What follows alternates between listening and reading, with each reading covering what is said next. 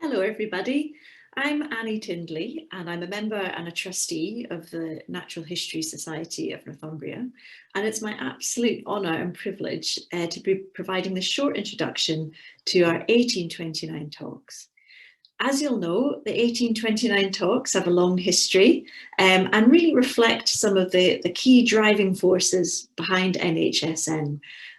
Our passion for the natural world, for natural history, and for education as well.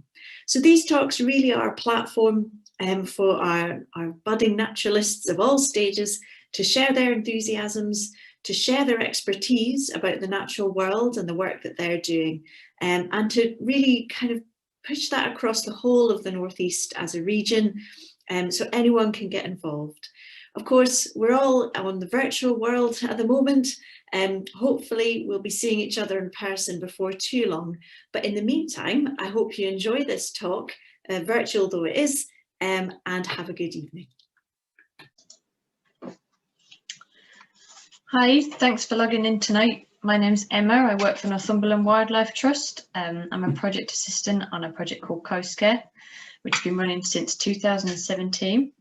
So I'm here tonight to tell you a little bit about who we are and what we do and what we've achieved up to now.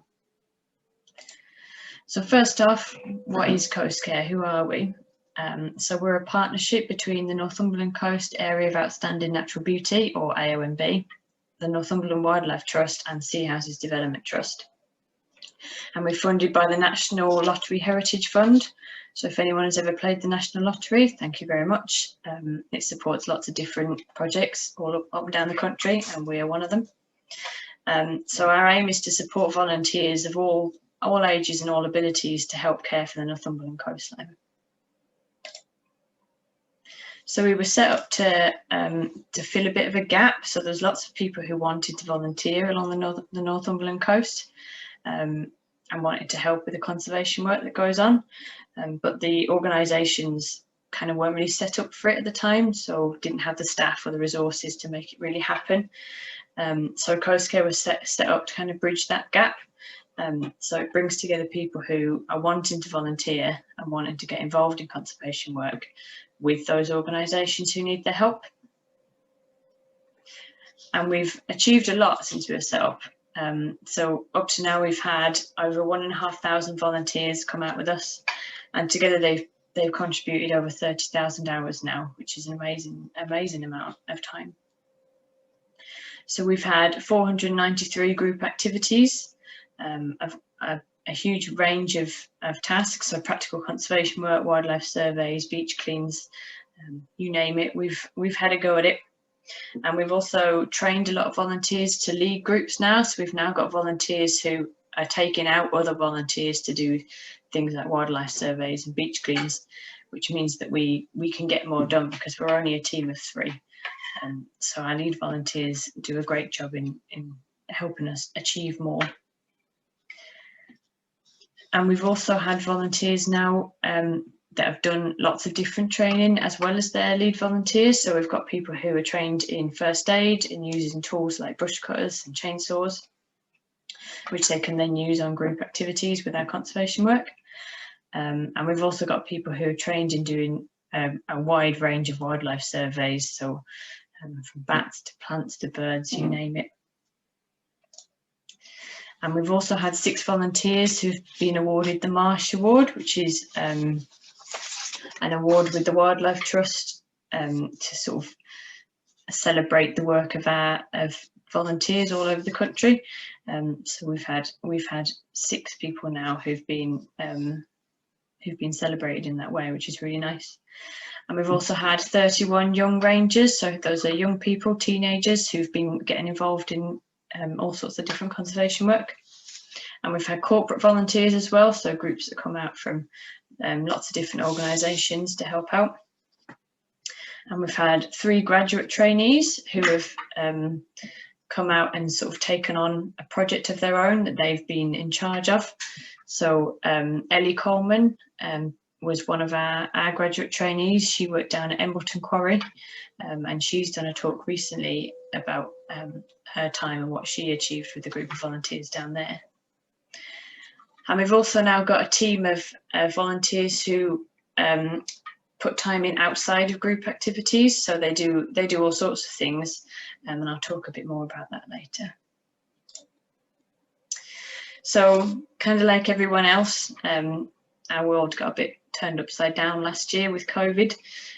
So I'll talk a bit about how we were working before COVID, and then the changes that we've had to make up to now to sort of keep track and keep everyone safe while they're still out working and doing volunteer work. So we're doing lots of group activities in lots of different places all up down the coastline to get some practical conservation work underway. So this could be all sorts of different things. So we've got people here who are digging out piri-piri, which is an invasive plant species that is found all up and down the coastline in the northeast. This is at Beagnall Dunes, but we've done it all over the place. And then these pictures are of other people who are also removing plants, but it's rather than being invasive plants, they're things like ivy that have taken over an area. So it means that it's become a monoculture, and it's crowded out lots of other different plant species that should be there by rights. So we've done lots of work of removing vegetation so that those habitats can sort of come back and thrive again. And we do a lot of things about helping the people have more access to the coastline. So this is one of our volunteers replacing a fence that had gotten really old, and it was quite important as well because ponies graze in this area over the winter, and it's a very main road, so we didn't want the ponies getting out. This was a great job to do. And we've also got a team of dry stone wallers, so we had 12 people that got trained up in dry stone walling, which is firstly good just because it maintains that kind of heritage skill and that tradition, keeps it alive. And it also means that we can now send out teams to rebuild dry stone walls that need a bit of TLC. So this is a stretch of about 120 metres heading into Craster. And this is one of our lead volunteers here who took on this project and has spent the last year going out with small groups and working really hard to get this done. And it's just been finished and it looks really good. And then if you've ever heard of Coast Care, this is probably what you know us for our beach cleans. So we've done 193 beach cleans up to now, which is a really good contribution, and it's made a big difference to the amount of plastic on our beaches. And we also have been involved in the Great British Beach Clean every year, so that's a litter survey that's done by the Marine Conservation Society. And most of our area has been covered by Coast Care volunteers, which is great. And then we've also been out in groups doing a whole range of wildlife surveys and gathering data, which has been really useful. So we've done bio-blitzes. Our volunteers have been out doing wetland bird surveys, farmland bird surveys, cetacean watches. They record when they find beach birds. They're involved in a new IDA project. They record if they find invasive species like piri-piri burr. And we've also been out doing lots of plant surveys recently as well. And then we have our site wardens and our footpath monitors, who are volunteers who sort of take care of a specific stretch of coastline or beach or a certain footpath, and they tidy it up, they keep it clean, and they also record any problems. So if there's a broken gate or there's been some erosion, they let us know so we can get a team of people out there to solve the problem. So then COVID hit last spring, and the world went into lockdown. So we had to adjust how we did things because we couldn't have big groups out anymore. So our last volunteer session was on the 17th of March. It was at Embleton Quarry.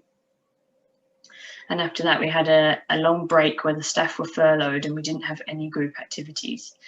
But our volunteers were still out doing what they could to protect Northumberland and its wildlife and get involved in conservation work.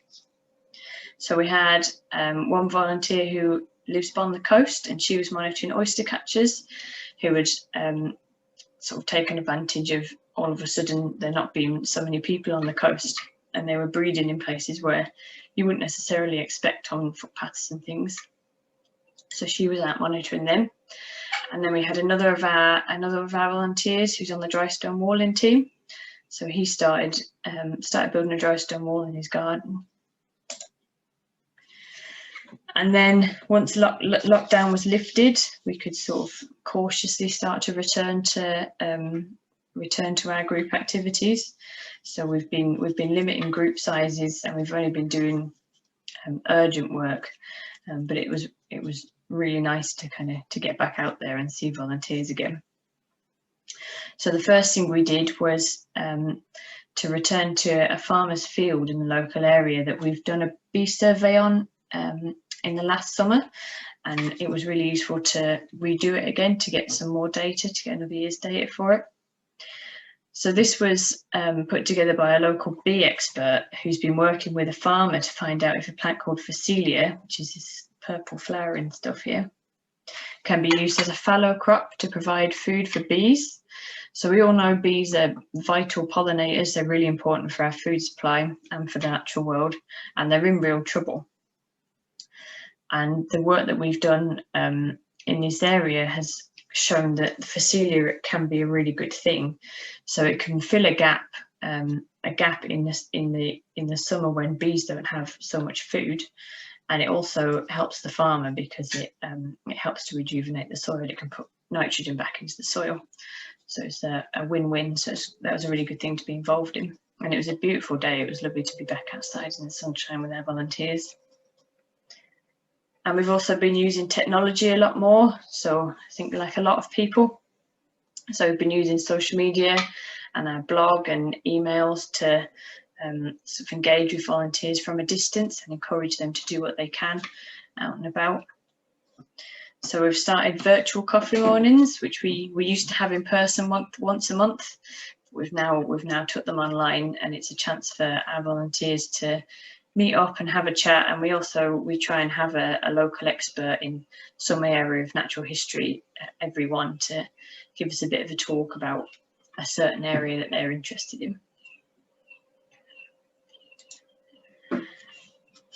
So we also, one of the first things we did once lockdown was lifted was to go out and do some plant surveys at a lot of the different places along the coast that we've done lots of practical work in the past. So because we couldn't have big groups of volunteers out with tools getting on with practical work, we took the opportunity to do these plant surveys as to try and sort of gauge what our past work has been able to achieve. And we've been able to show that these areas that we've been working in are more biodiverse than when we started a few years ago, which is great news. Hopefully it helps to show that we're worthwhile and we're worth continuing to fund, and our volunteers' work has paid off. And it also means that data is now there for the future to be used as a comparison. And we've also been working again on the accessibility of the coastline. So this pandemic, I think for everyone, has brought into focus how important it is for people to have that connection with nature and to encourage people out into the countryside. But obviously that brings pressures of its own. So our volunteers have been out in small groups helping to improve car parks and footpaths, which will allow people to come and enjoy the area without damaging it. And we've also been doing quite a lot of work up on Lindisfarne. So again, this is an area that's had quite a lot of visitor pressure at the end of the summer this year, with people not being able to go away on foreign holidays. A lot of people have been coming and visiting Northumberland instead, which is great, but it does mean we do need to be aware of the extra pressure that puts on our habitats. So we've been working at Lindisfarne with a group of local people to protect an area of marine wind grassland, which is a very rare habitat. It's unique to the northeast, and there's not much left of it. It's just a few pockets here and there now. So this is one of our volunteers using his scything training that he's had with us, which is a great way of keeping the habitat in a good condition. And we've also widened some of the pathways as well, which again takes the pressure off with the increased visitor numbers. So that's sort of showed a lot of the benefits that coast care has had to the environment and to the local area and to the different organisations that we've worked with. But there's also been a lot of benefits to the volunteers who've been out with us. We hear quite a lot from our volunteers about why they come out and what they feel they get out of the project, which has been great. It's lovely to hear. So I think there's been so much in the news recently about the importance of that connection with nature and getting outdoors. So it's had huge mental health benefits. It's helped people get out and about and stay active, meet new people, learn new skills. And a lot of our volunteers say that, especially in a time like this, it's really helped sort of decrease their loneliness, their sense of isolation during such a hard time. So thank you very much for listening. Enjoy the rest of your evening.